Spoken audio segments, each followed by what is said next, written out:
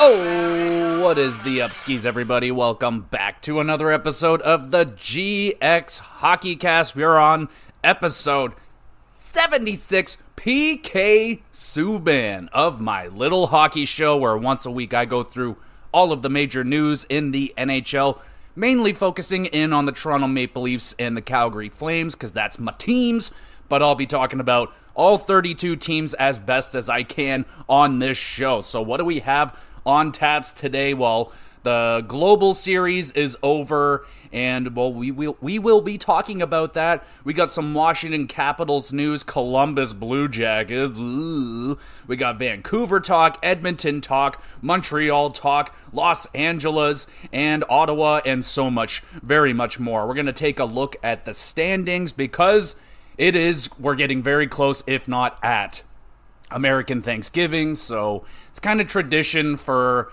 people to look at the NHL standings around this time, so we'll be doing that on today's episode. But let's start out with the Global Series, and yeah, it was, it would have been great if it wasn't freaking blacked out, so I didn't get to watch it because, of course, it makes I don't really want to get on to this ramble yet again. Everyone goes on this ramble about the blackouts in the NHL. It is absolutely ridiculous. So, yeah, I didn't get to watch it. One game was at 8 in the morning. I work nights.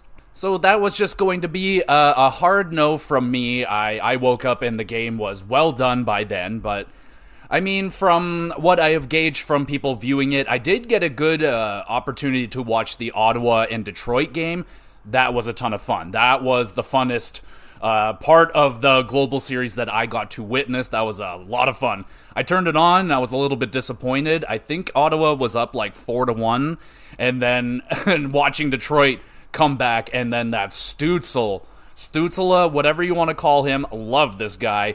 That overtime goal with the baseball swing, absolutely gorgeous. That was a hell of a way to kick off the Global Series.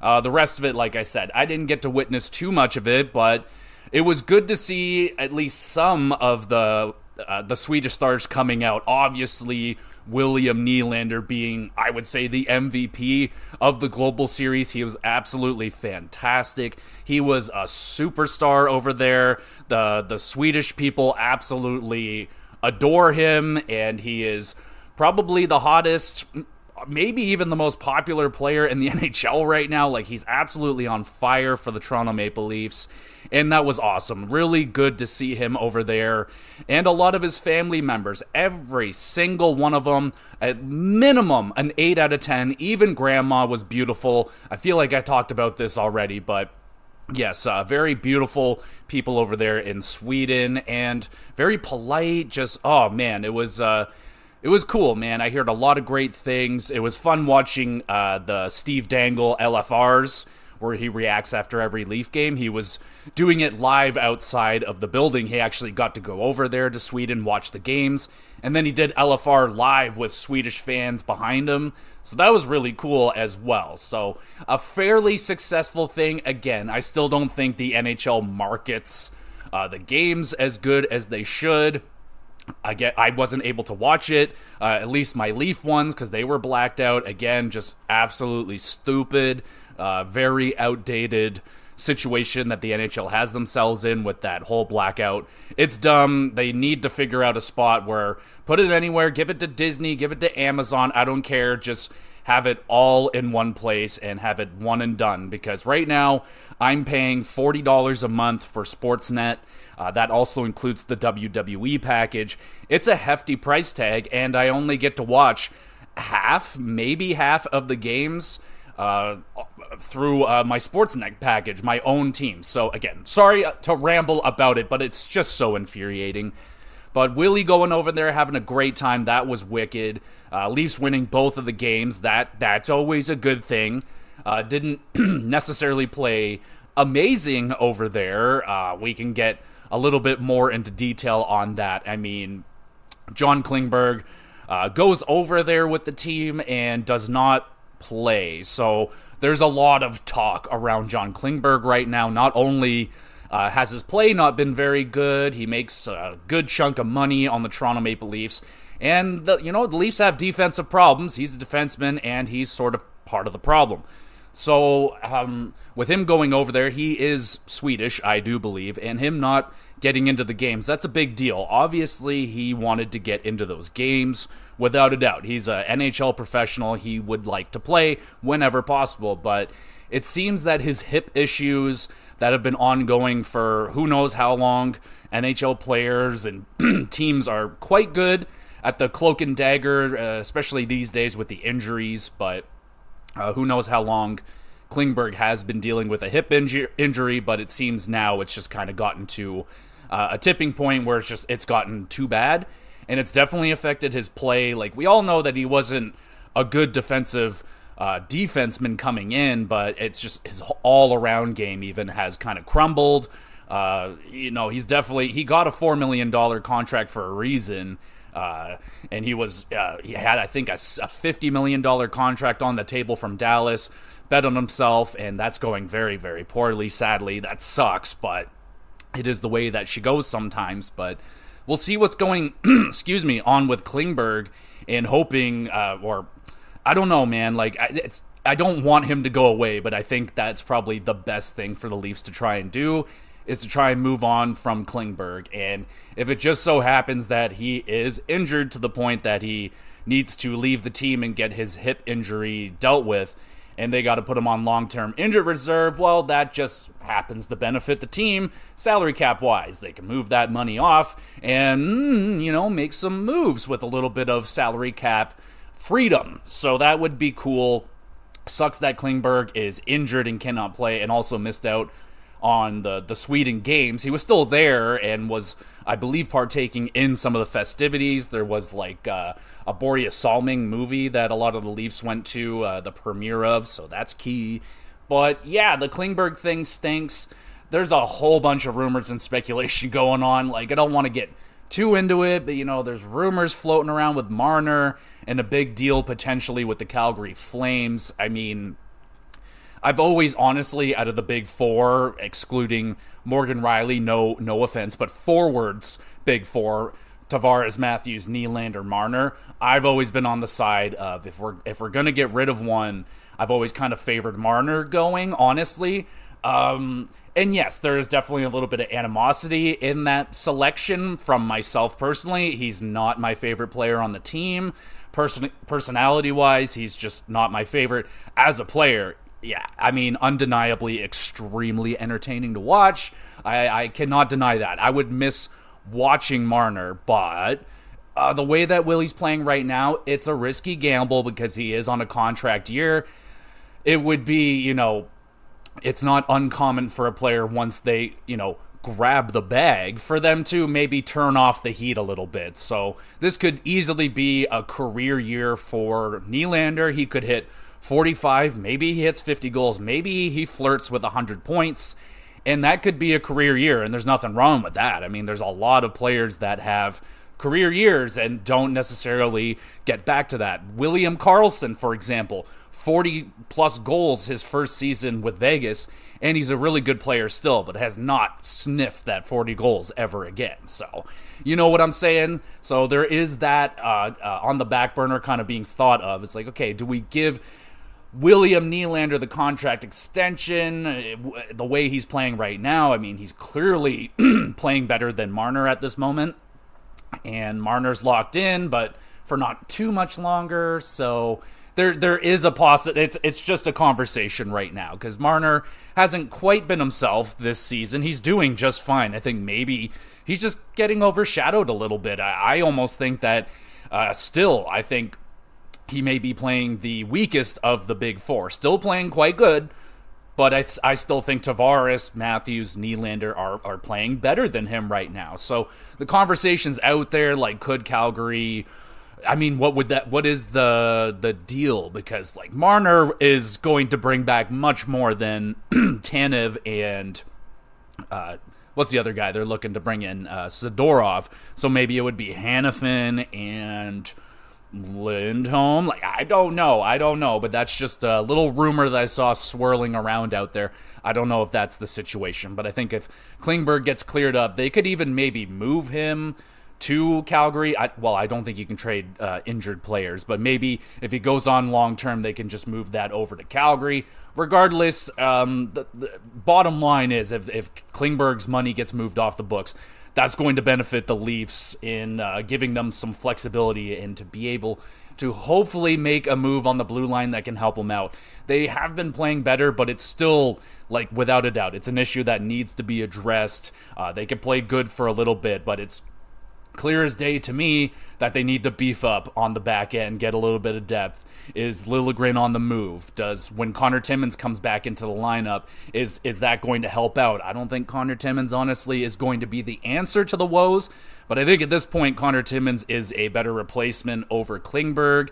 I think some of those guys that they brought up, Legason, Benoit, they have been okay, but I still think they're at the level of like 7th defenseman depth. I think they need a Zadorov, they need a Tanev, and or a Noah Hanifin. I think Hanifin's still reaching for the stars. I think that'd be too pricey, but I think you can get a Tanev at a pretty decent price, and Zadorov might be that middle of the road, fairly expensive, but it's kind of what they need. It's out there. It's been known that he wants to be moved, so that's cool. But other teams are sniffing around. So again, it hasn't happened yet. I'm still patiently waiting to see what happens. But that would be jaw dropping if Marner got moved to Calgary. It would be interesting for me. Like I said, I'm not huge on Marner, but in Calgary's my favorite team out of the West. And him going there, that would be rather interesting indeed, because, again, that doesn't necessarily fix Calgary's problem of needing a finisher. Marner has a good shot, but he's not known for being a goal scorer. At best, he can get you 30, 35 goals, but, then that Toronto has much more threats on that team than Calgary. Tavares out there, Matthews and Nylander, and yeah, so I don't think Marner going to Calgary makes a lot of sense. Nylander going to Calgary honestly makes a ton more sense, but, would the Leafs do that at this moment? I mean, you'd be selling him at his absolute pinnacle value. Absolutely. So maybe that's the right move.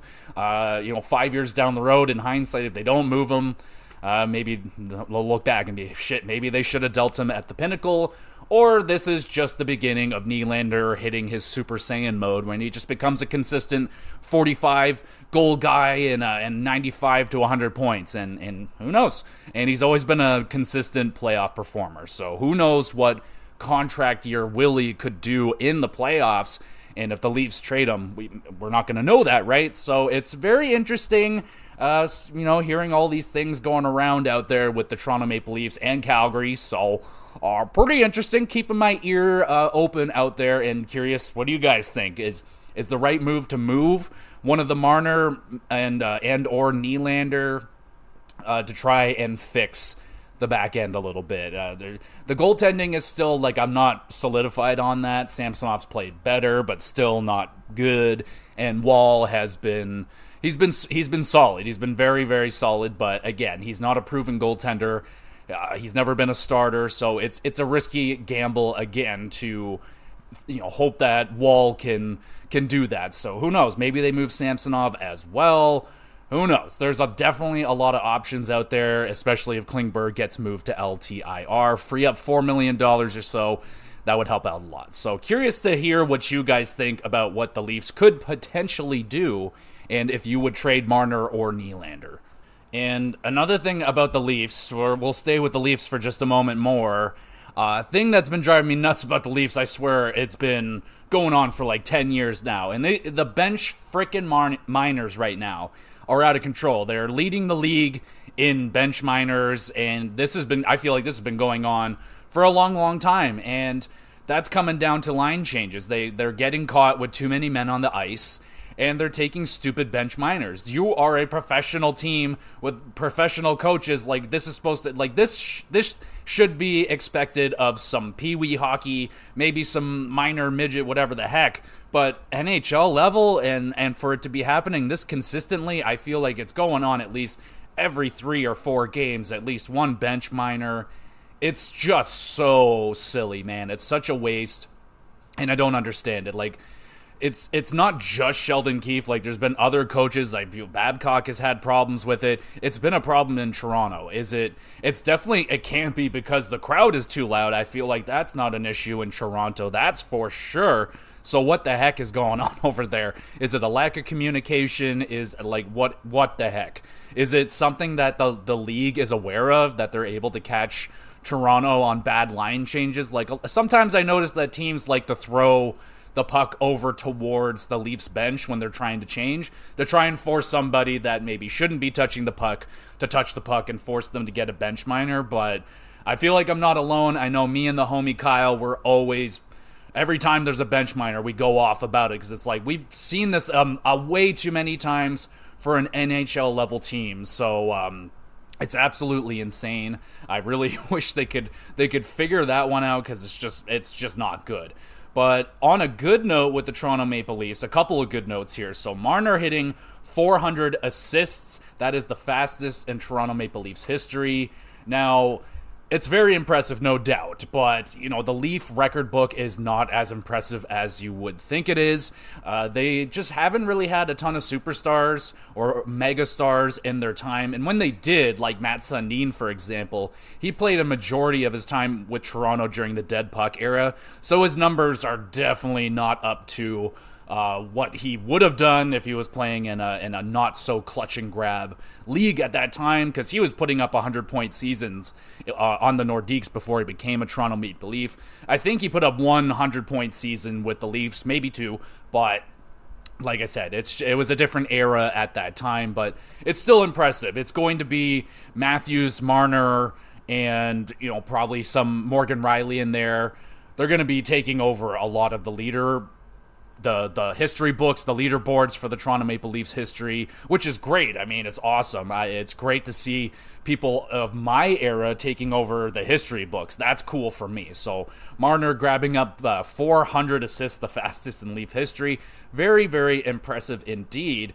But what is more impressive? I don't know. Is it the 400 assists, or is it William Nylander's point streak reaching 17 games? What a fucking animal you are, Nylander. Jeez, I'm gonna say it every time we talk about Willie. Kind of wish we signed him to that $10 million extension now, huh? He's just absolutely a beast right now. The highlights that I saw of William Nylander and the Leafs in Sweden, he just looks so fucking good, man. If he can carry that along at a nice pace throughout the season, keep it up. That's always been his thing, is just like bringing the game every single game. And I think this point streak is definitely, you know, firing him up to keep that bitch going. So he's bringing it every game. Obviously, the contract being there, obviously a motivator to keep him playing very, very good. His teammates are probably dishing him more passes than normal to get him some more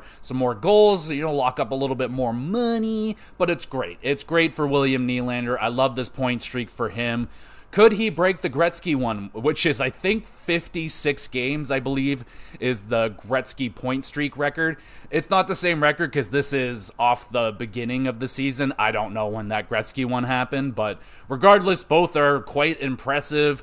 I believe this is the longest one in Leaf history, so that's awesome for Willie, man. This is really awesome for him. I'm loving this season out of him. I would say he's the most entertaining Leaf to watch right now. Like, Matthews are having a lot of fun out there. Fucking Giordano, I just love watching Giordano this season. So impressed with the old veteran out there still getting it done. And yeah, really, really friggin' impressive. So speaking of impressive, really impressive, as of me recording this, Wednesday afternoon, my apologies. It's going to be going up on Thursday, so if things get missed, my apologies. But as of me recording this, Vancouver Canucks captain Quinn freaking Hughes is leading the NHL in scoring at 30 points, and I think it's 16 games. But this is outrageously impressive. Like, oh man, it's so good to see Quinn Hughes kind of getting his flowers a little bit this year. Will it continue throughout the whole entire season? Could he get 100 points? Could he outscore Makar? He is currently outscoring Makar. Makar hasn't played as many games, so it's going to be a race between Makar and obviously the battle of health, if these two can stay healthy for the remainder of the season, which would be great for the NHL to see these top-tier NHL defensemen battling for 100-point seasons. I think that would be an excellent storyline to follow throughout the year. But as of right now, Quinn Hughes is slaughtering it. It's excellent to see that. His all-around game is really just there right now, and really awesome, man. Like, you know, I loved putting the C on him. Some people were like, oh, what about Pettersson? Maybe JT Miller. There was a lot of like, oh, he could be a great captain or a disastrous captain. But I think, even, it's easy to say in hindsight, but I even said it then. I think Quinn Hughes was the right choice. And look at him go, man. Like, it's him and Pettersson and JT Miller just running it right now. Thatcher Demko, extremely impressive. So as of right now, I think I said this last week, if the season ended for a horrible reason, I would think, Quinn Hughes is winning the Norris. But do we think Quinn Hughes is going to get the Norris all said and done? I mean, I think, yeah, why not? If he can keep this up, even if he just remains a point a game for the rest of the season, that's still going to get him to, I think it's going to still crack him 100 points. So he's been known to do a point a game. Even if he slows down a little bit, this incredibly hot start is definitely going to help him out this season. He's well on his way to having a career year. He's well on his way to having his first double digits in goals, so that's really good. That's impressive. Makar's already, he's done that a few times already, quite impressive. So yeah, that's going to be a lot of fun to watch going forward to see who is going to win. I mean, there's other defensemen out there as well. I mean, Morrissey, Heiskanen, Josi.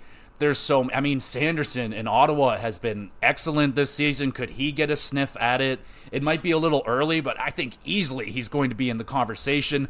Nomination, I don't know, man. Like, lately, with Adam Fox winning it and Makar winning it at young ages, hopefully the NHL has kind of shed that, it's got to be a guy that's played for so and so many years. But at this point, it's just undeniable, man. Like, these young defensemen are insane. Tho, what do you think? Makar, Hughes, somebody else? Who do you think's taking home the Norris this season? Right now, I mean, I gotta go with Hughes, and I always like seeing different guys win it. Though it is fun to see, it would be nice to see someone have a streak of Norris. We haven't seen that since I think Lidstrom, so that would also be really cool. Regardless, it's pretty freaking cool.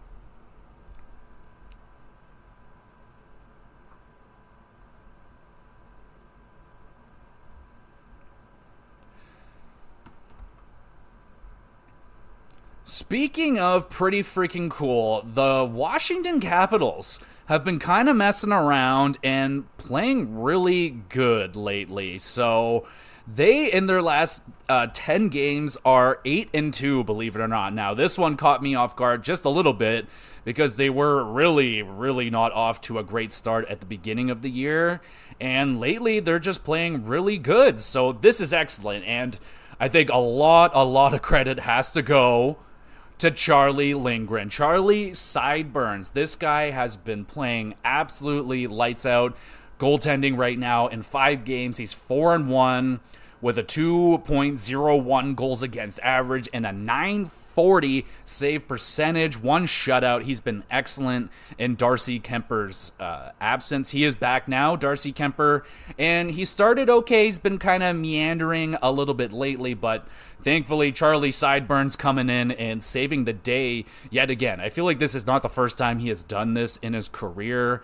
And Ovechkin has, he's not scoring a lot of goals yet, but he's got 12 points in 15 games. I think that's really good for a 38-year-old freaking Alexander Ovechkin. I don't think there's anything wrong with that. 5 goals is a little bit low. I mean, that pace is not your typical Alexander Ovechkin pace. But again, he is Ovi. He is capable of potentially popping off at any moment. He could score 5 and 5 and completely change his output potential for the end of the season. So we're still waiting for that. 5 goals. I mean, it's not incredible, but. And he's not leading the team in goals. That would actually be Dylan Strome. He's got 7 goals, only the 1 assist. So he's kind of doing the Ovechkin thing right now. Just the 1 apple. Very interesting. In 15 games, 7 goals. That's pretty damn good. It's interesting, man. I mean, Tom Wilson's got 32 penalty minutes in 15 games. You know, he's kind of doing his thing. 8 points. I mean, not bad. It's definitely just kind of come down to the goaltending. There's not a lot of numbers here that are shockingly eye-popping. I mean, I was kind of hoping for Rasmus Sandin to have a better start. He's only got 4 points in 15 games, no goals yet, just the 4 assists. He is a +4, so playing decently. And, you know, there's not a lot of other names that are popping out other than, like, Dylan Strome is having a nice season. John Carlson's got 9 points in 15 games. Only the 1 goal, so Washington's still struggling a little bit here to get some goals into the net. But they're winning games right now, so they're back into the hunt, and it's really impressive. So good for the Washington Capitals, good for Charlie Lindgren. I think at this point, it's hard to say that I think tonight, Darcy Kemper going in, I don't remember who they're playing, but if Kemper struggles, they go back to Lindgren. Lindgren could potentially steal the job away. It'd be tough because they're paying Darcy Kemper quite a bit of money, and Kemper's been solid for Washington since they got him there, so he's doing exactly what they're paying him for. I would expect Kemper to get back to business, but doesn't hurt to have a little Charlie Lindgren there, and also Hunter Shepard was called up and won both of the games that he was in with a .915 save percentage, so solid right there. We'll see if the Capitals can keep rolling, but pretty darn good, man. Pretty darn good. Speaking of pretty darn good, the Los Angeles Kings. So this is an interesting team right here. Playing good, playing really freaking good on the road. They are 8-0 on the road, playing excellent road hockey right now, and that's important. You know, that goes a long way in the playoffs. It's a big deal if you can beat a team on the road that can really get into the head of the opponent, that can really take the crowd out of it, and it's a big momentum swing if you can take that, especially if you are coming in to a series, the underdog on the road, and you're a road warrior team. That could be a big deal. That can, before you even get on the ice, get into a team's head. So that's great for the Los Angeles Kings. The only problem is they're not playing very good at home. Currently, they are 3-3 at home. So not very good, winning only 3 games out of 9. 9. That's not great. So they're going to have to try and figure that one out. I really, that has always kind of been an anomaly to me. What is it? I don't know. Do they get to have a little bit more fun on the road? Maybe the guys just like traveling in Los Angeles. They like getting on the road. Who knows? Maybe they just like silencing buildings. Some teams love doing that. I know every team that comes into Toronto loves to silence that Toronto crowd. It's kind of the thing over here in Toronto, but yeah, man, Los Angeles, that's just a really, really interesting stat that they're playing with right now. They need to clean that up. I don't expect them to go 41-0 on the road and continue with this record at home. One thing's going to give. It's rather they're going to start evening out a little bit on the road. I mean, they can continue to have a very good road record for the remainder of the season, but it's definitely not necessarily a red flag yet. I will give it a yellow flag for the home record of the Los Angeles Kings, but got to shout out my boy Trevor Moore, former Toronto Maple Leaf, absolutely killing it over there right now in Los Angeles. Lots of underrated players over there in Los Angeles, man. Let's swing over, take a look at some of the stats for Los Angeles. But Trevor Moore, man, let me see, I have his stuff written down.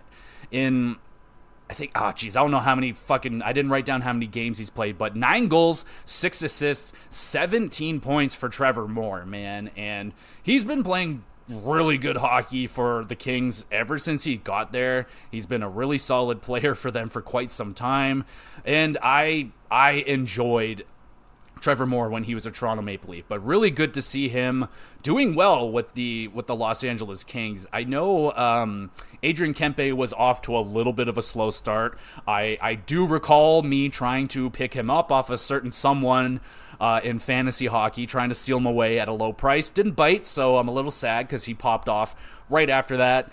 17 games, 18 points. Fiala right there, 17 points in 17 games. Anze Kopitar, same thing, 17 points, 17 games. The guy doesn't miss a beat. And Quentin Byfield, baby, looks like this is the breakout season for him. 17 games, 15 points, only 3 goals, but I don't think he came in as necessarily a goal-scoring prospect. Talked about Trevor Moore, 15 points in 17 games. Philip Deneau, 12 and 17. So they're getting it done here in Los Angeles. And the goaltending, man, Cam Talbot, he's emerged as the starter for Los Angeles right now.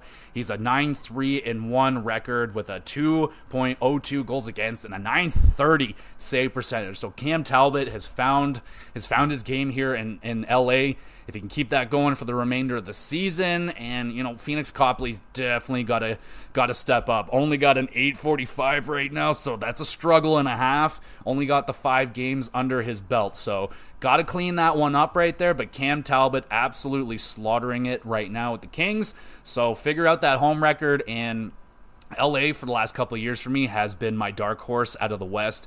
They're a scary team. They just keep pulling frickin' Edmonton in the first round. So at this point, LA would destroy Edmonton. But who knows? We'll see how that goes. I just brought up Edmonton, so let's talk about them. So they were doing okay last week. They're winning their games with the new coach, but now they're starting to lose some games, and some of the old problems that they had are coming back already. So, coaching changes it's a Band-Aid fix. It doesn't necessarily, it doesn't fix the team all the way, especially if you're as flawed of a team as the Oilers appear to be. So, they brought up Calvin Pickard. They finally used him, and that didn't solve the goaltending problem. He got lit up. He didn't do too great. Skinner hasn't been excellent either. They've been shitty on the road. They're 2-7-0 on the road, so not getting any help there. And they've also made a very interesting decision. It's good for Connor Brown that they're going to let him continue playing, but that also means they're going to have to pay him a $4 million bonus, which gets tacked on to their salary cap next year. And yeah, the salary cap is going up. A rumored $4 million, but bam, you just handed it over to Connor Brown already. So and Connor Brown hadn't put up any points yet, and yeah, so very, very interesting decision. I talked about it last week. I thought it was a done deal that, it looked like Connor Brown's going to have to walk, and he'll probably get an opportunity with another team. But no, he's going to remain with Edmonton, and good for him. I really like Connor Brown as a player. I hope he finds it.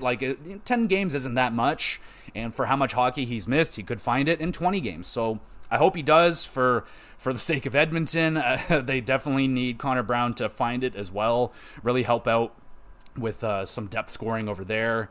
And then there's Jack Campbell. So Campbell was struggling mightily last week in the minors, and now he's posted a shutout. So that's excellent. That's a great sign.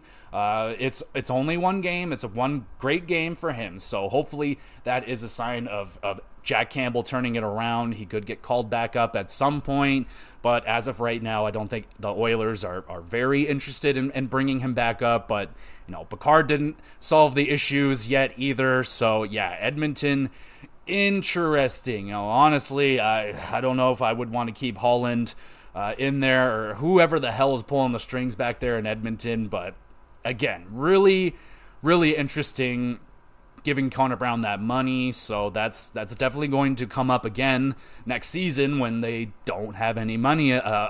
More than likely going to run out of money again. And what if Connor Brown's not even playing for them and they're giving him a $4? So that is a little bit of a So yeah, speaking of Columbus Blue Jackets, ladies and gentlemen, it is getting worse and worse by the day. So Patrick Laine, it was a healthy scratch, and he was embarrassed. He says, I'm super embarrassed, and you should be. Honestly, making that much money, getting healthy scratched. Obviously a message sent by management, coaches and stuff, like, doesn't matter who you are, what you are, you're not bigger than the Columbus Blue Jackets. We'll bench you if you're playing like shit. So a shot fired to Patrick Laine and Gaudreau. He was benched as well. And yeah, man, their losing streak continues. I think it's at 9 games now, 8-9 games. So rough, really rough. And on top of that, Severson is out for 6 weeks, so they lose one of their new defensemen. It's getting ugly in Columbus, man. There's definitely going to be a change. After I can't see Kekalainen remaining with the Blue Jackets for after this season. It's been rough. Are they doing worse than they did last year? I mean, they sent down, I think it was Kent Johnson. He's playing great down there. So what the heck is going on with the Columbus Blue Jackets? I think they sent down another young guy as well, and I believe he's playing well down in the minors as well. So is that a good move? Is that a bad move? Is that a development problem? Is that a coaching problem? I don't know. Fantilli hasn't, changed the world for the Columbus Blue Jackets, but neither has Gaudreau, Laine. For some reason, they just keep trying Laine at center. I don't know why they're doing that. He's never been a center. He's always been a winger. He's always been productive, more so as a winger. So I have no friggin' idea. That's just how desperate they are for centers. They are hunting for one.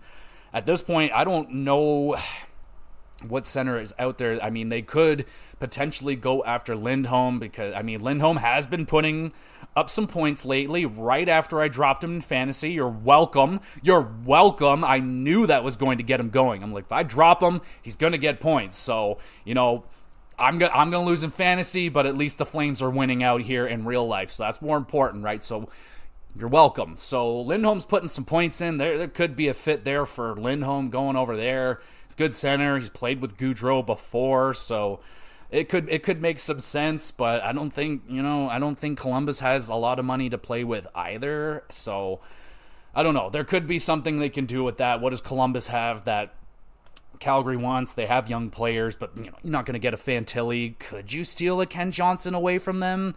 That'd be tough. Sillinger, I doubt it. A young defenseman over there, I doubt it. It's tough. I doubt you're getting either of the two that they just drafted, the Boot, and I don't know who the fuck the other guy was, but yeah, who knows? It's a potential landing spot maybe for Lindholm. It's a team desperate for a center. Calgary could move a center, and their young centers have been playing good. Connor Shari, Zari, whatever. He's been playing good, man. He's a 2020 first round pick, like in the 20s, and really good to see that some of the players out of those COVID drafts are starting to emerge a little bit, so that's a good sign. It was really unfair for those. Like, it's hard to judge that draft class because they were fucked over by COVID. They missed out on years of development.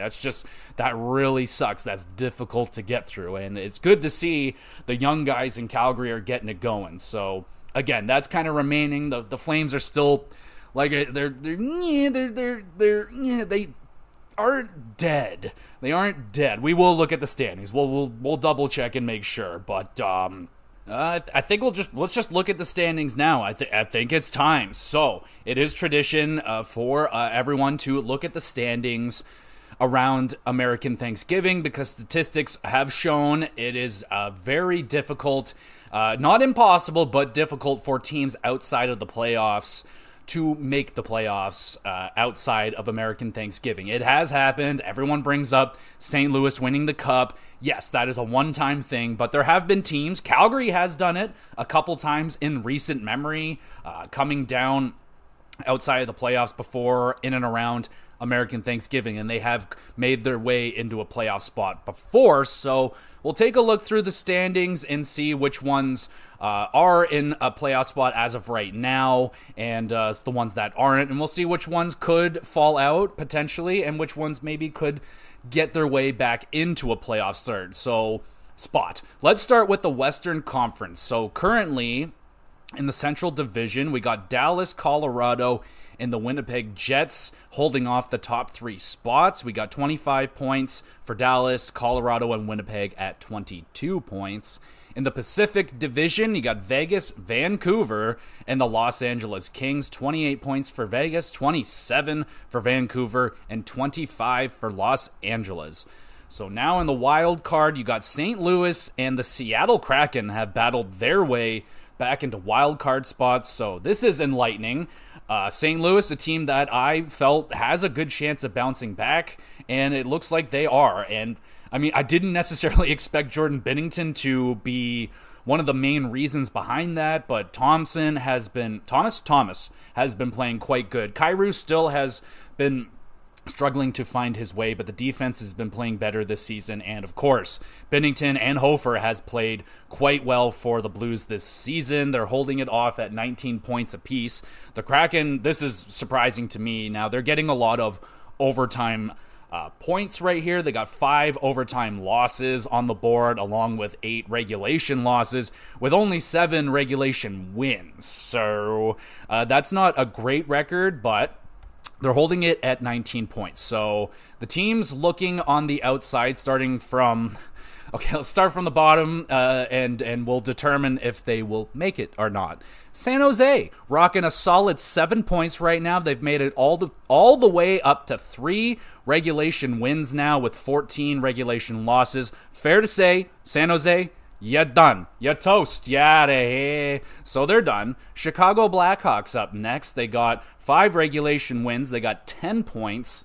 The good thing about Chicago is Bedard is playing well on his own, and he is starting to develop a little bit of chemistry with Koroshev.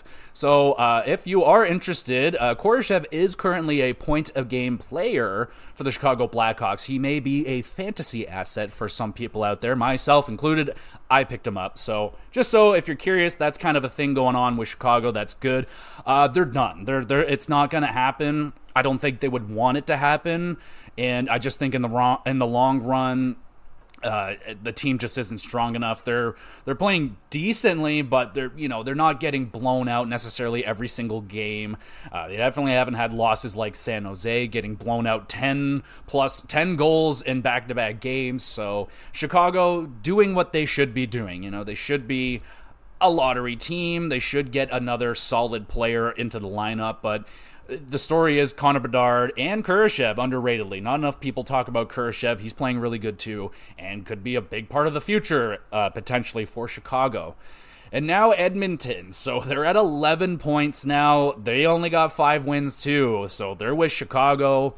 Not good, and they have an extra game on hand. So the thing about Edmonton is they do in fact have McDavid and Draisaitl, who... they're playing better. They're getting goals now, and are they enough to get Edmonton back? I mean, like I said, they haven't been playing great as of late, letting in a lot of goals again. And if you don't have goaltending, then you're not going to make it. And Picard hasn't been the answer. Campbell, who knows how long it's going to take for him to build the confidence up.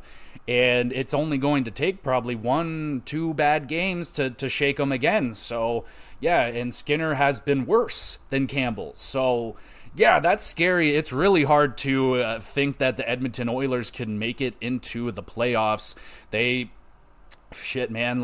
back 8 points on the Kraken and St. Louis. Now, they do have 3 games in hand on Seattle, so that's encouraging. But they got to start winning, and as of right now, I can't say they're gonna make it, man. I really don't think they're gonna make it, and it could potentially be a fucking disaster for Edmonton. I don't want it to happen, but I cannot at this point say that they're going to make it. Not with they just haven't been. Yeah, I can't do it. I'm sorry, Edmonton. Get out of here. Minnesota. 17 games, they got 5 regulation wins and 14 points on the board. So, yeah, goaltending has been really rough for Minnesota as well, and I was not expecting that coming into the season. Their goaltending was so excellent, especially Gustafsson, and he just hasn't been himself this season, and kind of everyone on Minnesota hasn't been quite themselves. Kaprizov hasn't been quite Kaprizov this season. They haven't been getting consistent depth scoring from their players. Hartman's been kind of up and down, so I would say no to Minnesota as well. My apologies. Nashville, they're kind of meandering as well. They have some decent games. Ryan O'Reilly has been a good addition for the team. He's been playing good. That loss of Novak, that really hurts for them. I mean, he is a good young player for that team.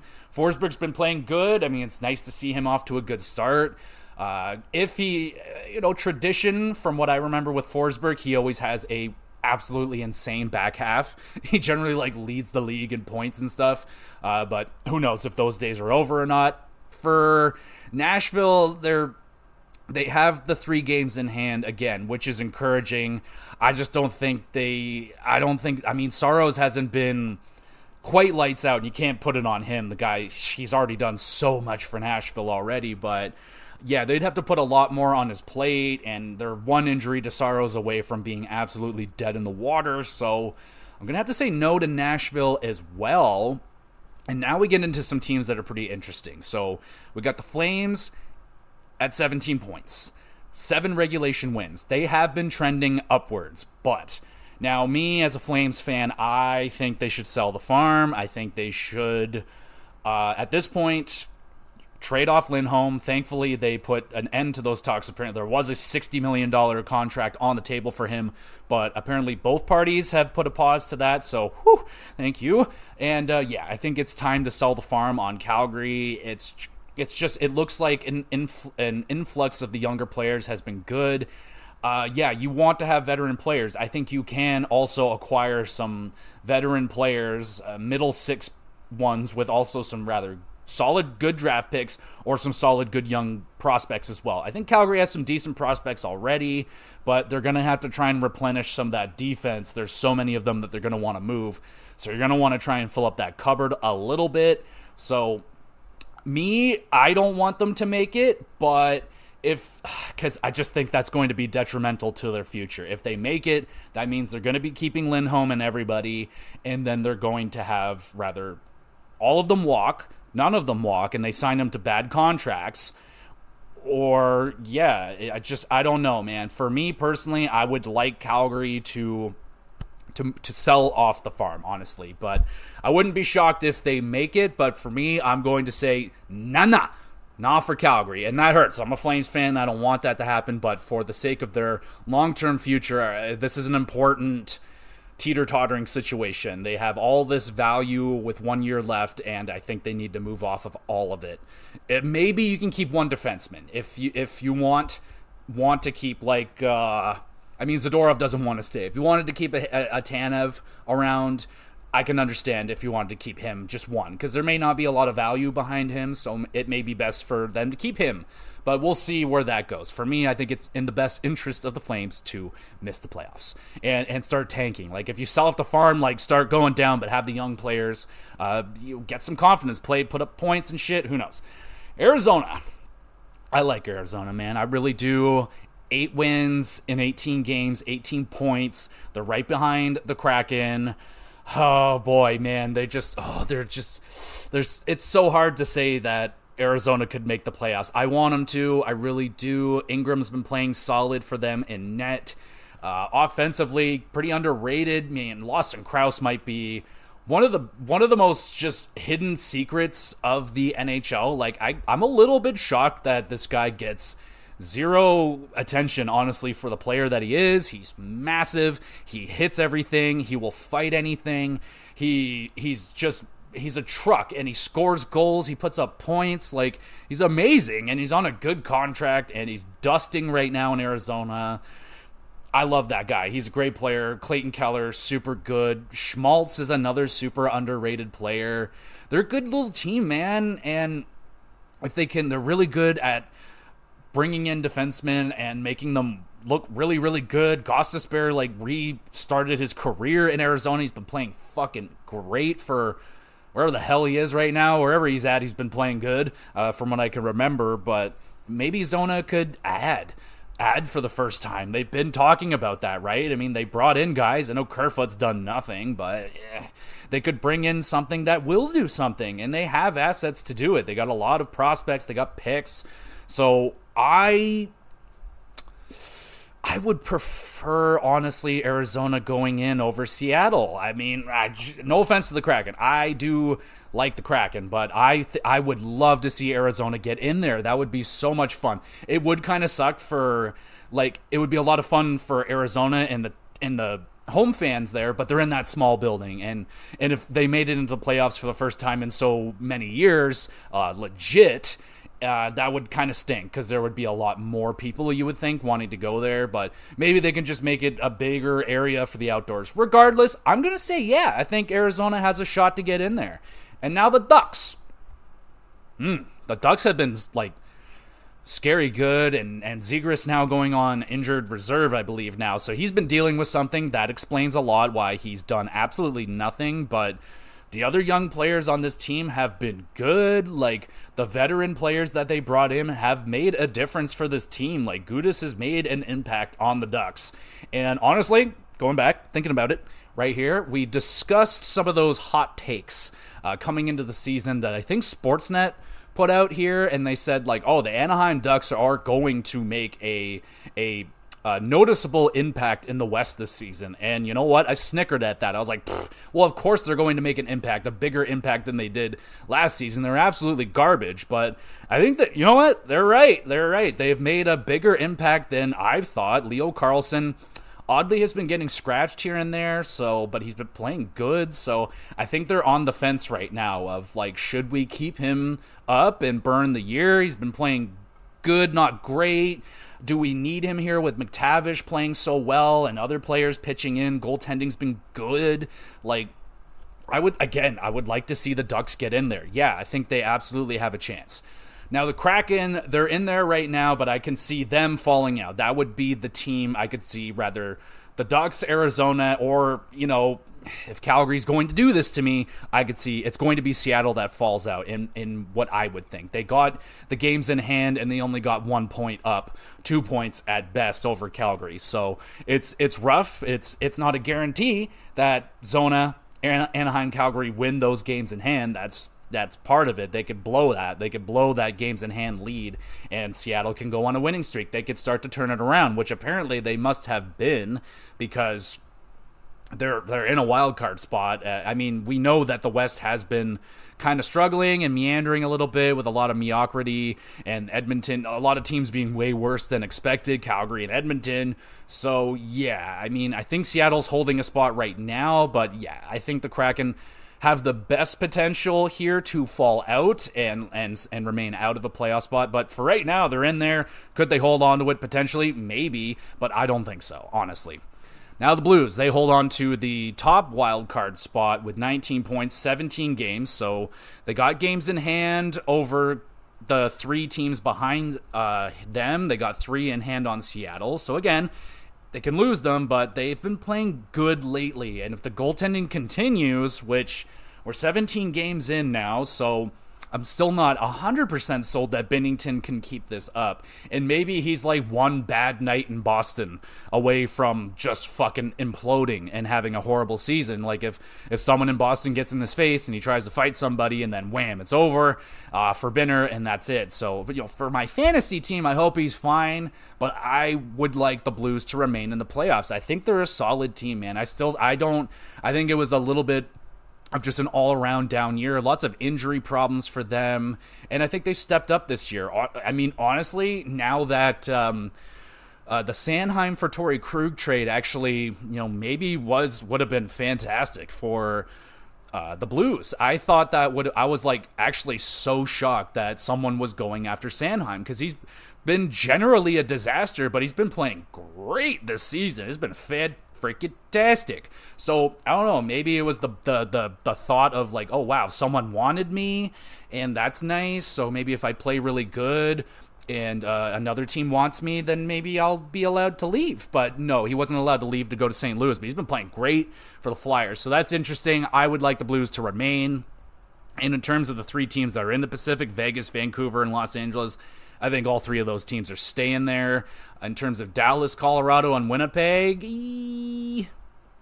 I like Winnipeg, man. They've been underratedly good this year, and people are still not sold on them. And if Hellebuck can clean it up just a little bit more, Kyle Connor is tied with leading Let's try that one again. Kyle Connor is tied with Matthews in the most goals this season right now. And no one talks about Kyle Connor. The guy's absolutely stud. Colorado, they've been kind of struggling, but I think they're going to even out and they'll be just dandy. In Dallas, their top stars haven't been quite themselves yet with Robertson and shit, so I think they will be just fine. Yeah, man, I think that's how it could shake out. I could see Seattle falling out. I would like to see St. Louis and one of Anaheim or Arizona make it. For the sake of the Calgary Flames, please just miss this year and get a decent pick and move off of those assets. All right, let's move over to the Eastern Conference now. So currently at the top of the Atlantic, you got Boston, 29 points. They're still ridiculous with a 13-1-3 record, only one regulation loss. So yeah, I think it's pretty safe to say they're a lock. Florida, they've been doing good. I expected them to do good this season. They're off to honestly a better start than I was expecting with Montour and Ekblad being out, but they're on their way back, so the Panthers are only going to get better. So I think, yeah, I thought they were going to be good to make it into the playoffs. It looked like they found their game under Paul Maurice in the playoffs last season, so I expected that to continue. Barkov's been fantastic, so yeah, I'm good with Florida sticking there. The Leafs, obviously I'm still a little bit nervous right there. They're 22 points. There are teams on their heels. Obviously I think the Leafs are going to make it. It's just like, there's still problems with this team. They have been trending upwards lately. Some of those problems have been fixing themselves. Ryan Reeves out of the lineup has helped out a lot. They could potentially have the Klingberg problem kind of fix itself if he goes on long-term injured reserve. And, Domi has found a line mate with Robertson and Nyes, so that's been good. And Bertuzzi has found his game. It's just the defense and goaltending is still a question mark. More so the defense, sorry. Goaltending, I'm pretty fucking sold on Wallman. I'm a big fan of him. So yes, the Leafs, I think, are good to go. Now, the Metropolitan's interesting.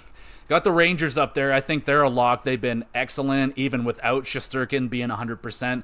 They've been fantastic. Panarin, different level this season. Lafreniere looks like he's breaking out. Kakko, not so much, but maybe if Hedl comes back, he might be back now. But, yeah, man, the Rangers, they got a pretty nice spot right now. Good cushion in the Metro, 25 points. Next up is Philadelphia, 21 points.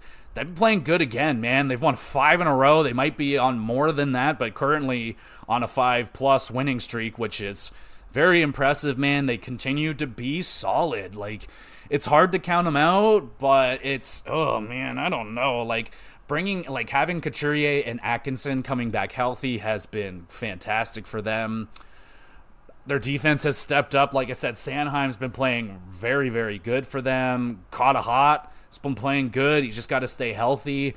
Philadelphia is a very, very interesting team, man. I can't say they're a lock. Excuse me. It's hard to say that that's a lock. Let me see. So you got Pittsburgh. They're down there. New Jersey currently out of a spot. I mean, they're bound to get back in there once Jack Hughes is back healthy and stuff. Yeah, I can't put Philadelphia as a lock at 21 points. They have more games played than most of the teams in this division. Philadelphia's at 18. Washington's at 15 games. They got 20 points. Philadelphia has 21. So Washington right now are killing it, doing way better than expected. Charlie Lindgren could potentially fuck around and get him into the playoffs. Not a lock, Washington. It's going to be hard for a lot of these teams to be locks in the Metro because the Metro's tight.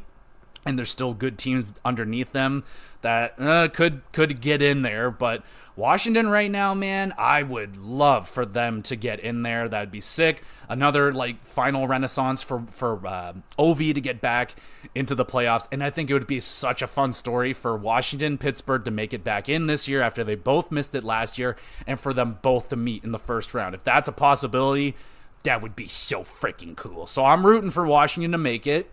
And then the wild card, you got Tampa and Carolina holding on to the top wild card. Tampa, 19 games played, 9 wins, 22 points, but they got Vasilevsky on his way back. Now, it's a really good gamble to say that Vasilevsky will get the Tampa Bay Lightning back on track goaltending-wise, Johnson and the other guy, they've, kept the boat from sinking. They've been just fine. They've given them, I would say, almost more than expected. They've been around average. So that's as much as you can ask out of them. They got a couple shutouts in there, so they've been good with that. So Vasilevsky coming back, it's really hard to count out Tampa Bay getting back into that spot, but it could be a potential season where 4 teams make it in the Atlantic and 2 in the Metro.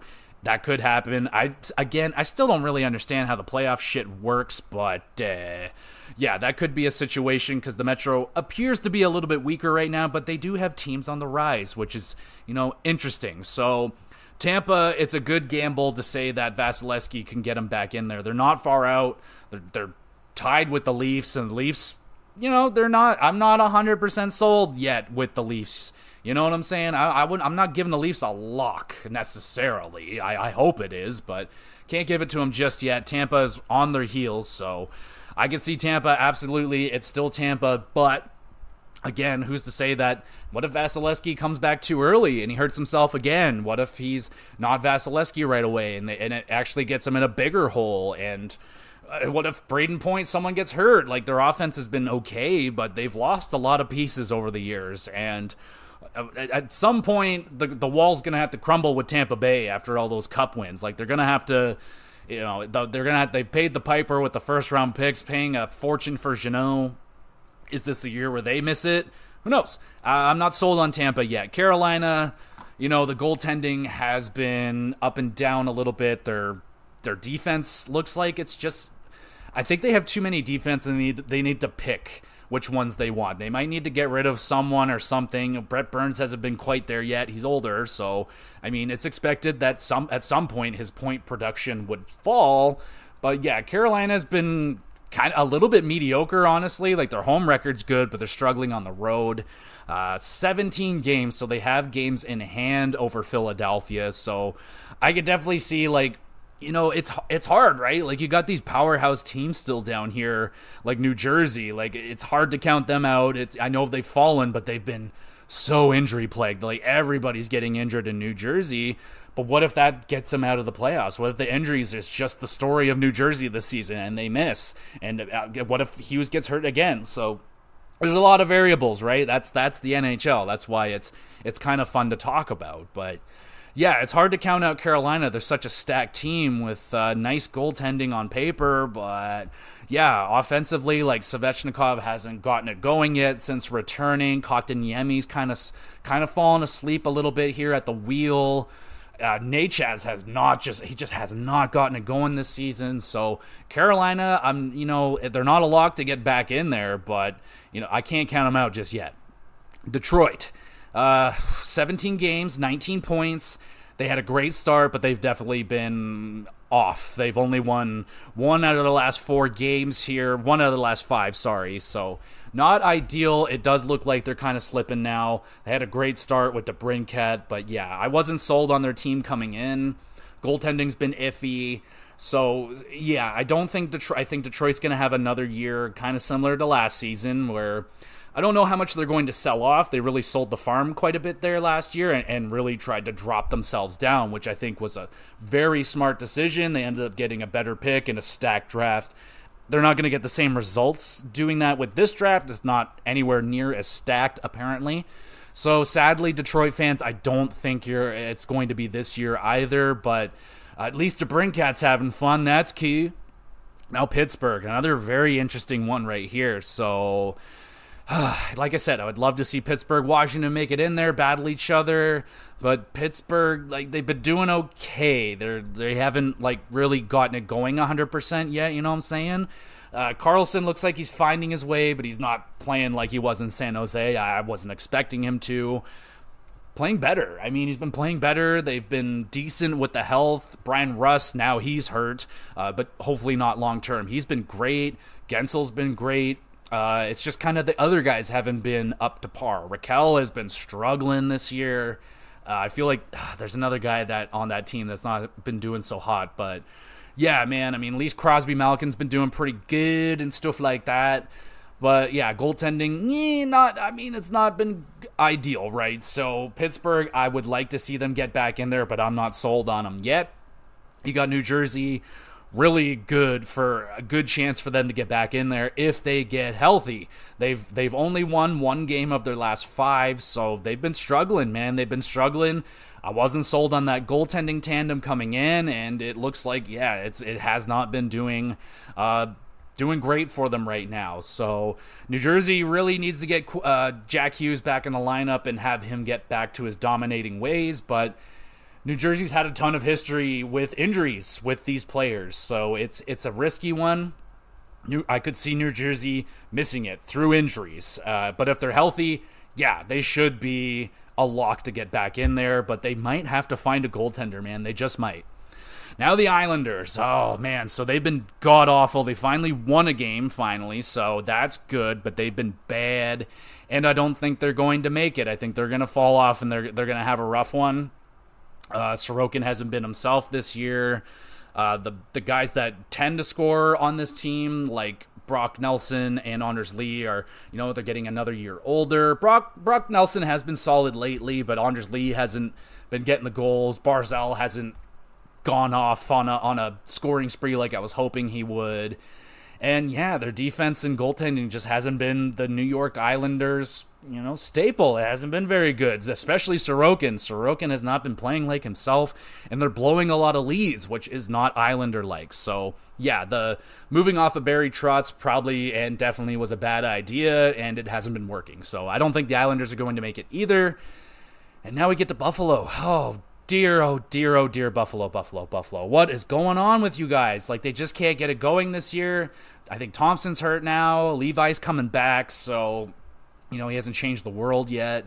It's a good team, man. They can't fucking get out of their own way, I think. Like, I don't know what it is. There's definitely a voodoo around Buffalo, and it kind of looks like they're not going to make it now. So, you got some powerhouse teams ahead of them.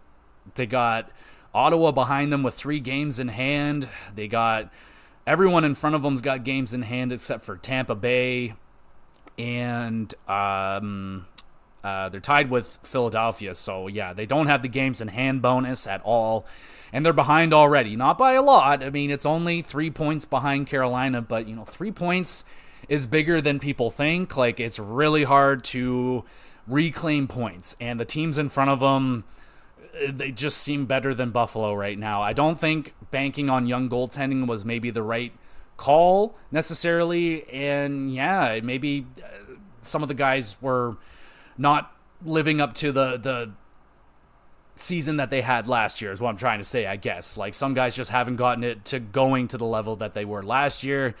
So I can't say. It looks like Buffalo may not make it again, man. Doesn't look good. Ottawa has some potential because they have 15 games played.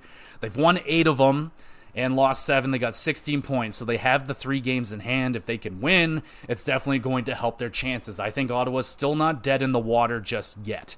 They've been winning lately. They won 4 of the last 5. That's good. They're definitely going to get a bonus out of that Sweden trip with Daniel Alfredsson behind the bench. That seemed to boost the team up quite a bit. So they can, get back from Sweden and get their feet underneath them quick and get back running into their regular schedule back in Canada, North America, whatever the fuck. And maybe Alfredsson sticks around. He appears to be a good luck charm. Sanderson's been ridiculous. They just got to get that goaltending going. Korpisalo's got to find his game, man, and so does Forsberg. So if they can get some wins with the goaltending, Ottawa could. So I'm not dead on Ottawa yet. I think they have a chance. Montreal, not so much. I think it's their drop-off has come. They've lost their last 4 in a row. And that's fine. I think this is part of the plan. It looks like the goaltending is starting to cool off after a hot start. There are conversations between the Habs and Montembeault if they will or will not sign him. I don't know. He's 27. It's a really tough call. He's been playing good lately. He's played probably his best hockey in Montreal. It's been a good home for him, but it all comes down to the price and I guess the fit. Like, I think mostly it would come down to term and price, honestly. I think if he wants like more than 3 years, I'd be like, nah, I don't think it's too long of a gamble. And I just don't think he's going to get a whole lot better. He's 27, so I think he kind of is what he is. I think he needs the team in front of him to get better. So I'd like him to stick around. I think it's been a good home for him. I think Jake Allen would be the one that they should move off of, but he's got a price tag on him, so yeah, he's harder to move. But Montreal is doing what they should be doing, man. Like Suzuki, Caulfield playing great. Still not getting a lot out of Caulfield, but some of the defense looks good, and Montreal's not complete yet. A lot of their young prospects aren't here yet, so patience is going to be needed still with Montreal. I don't think they're making it. I think they're out. They're done. They're dead. Sorry.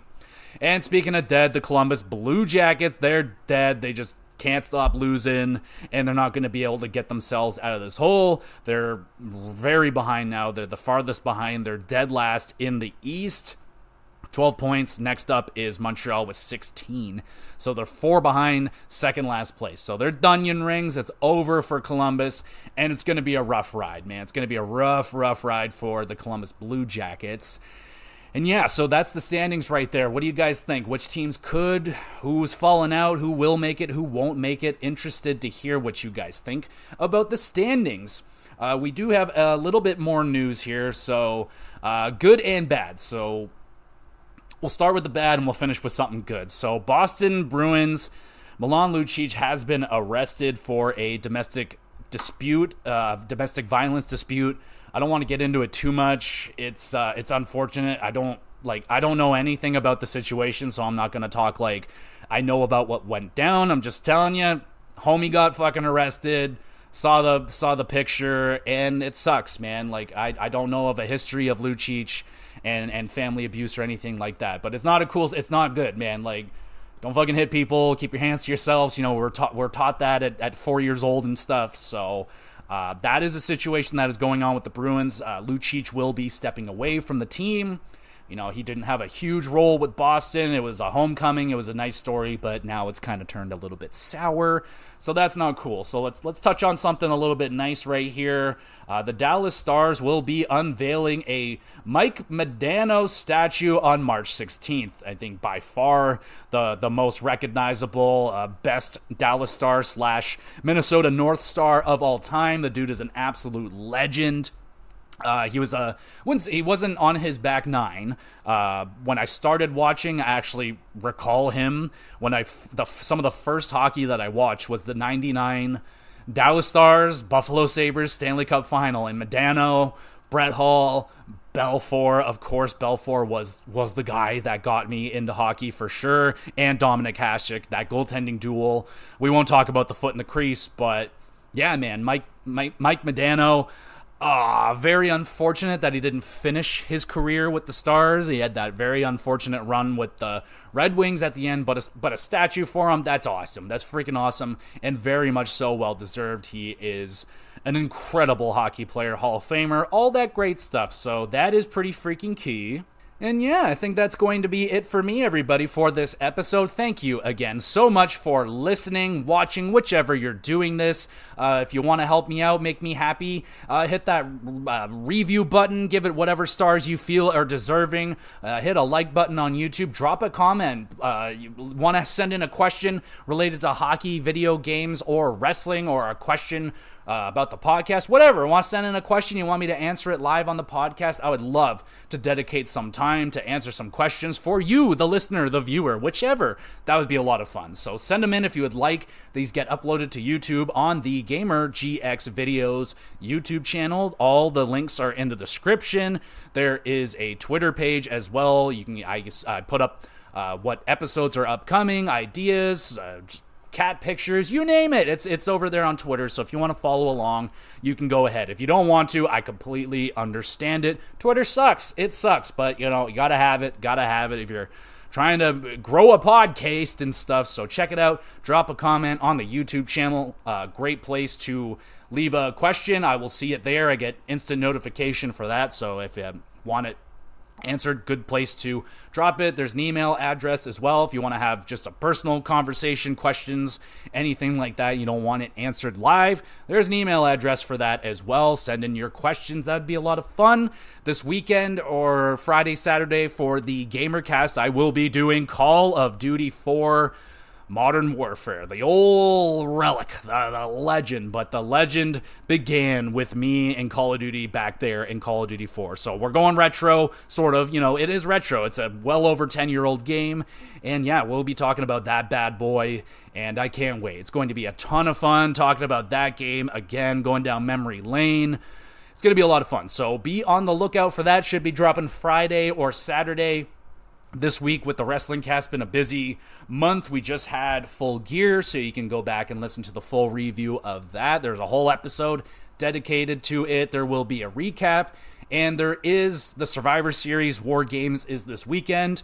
I'm feeling that it's probably going to be big enough for its own episode, but I will, again, if you want to keep up on Twitter, you can follow along there. I'll post up whenever I know if I want to make it a separate episode or not, but the best way is just to stick around with the GX Plus cast, you know what I'm saying? Follow along, stick around, we'll be back again with some more GX Plus cast.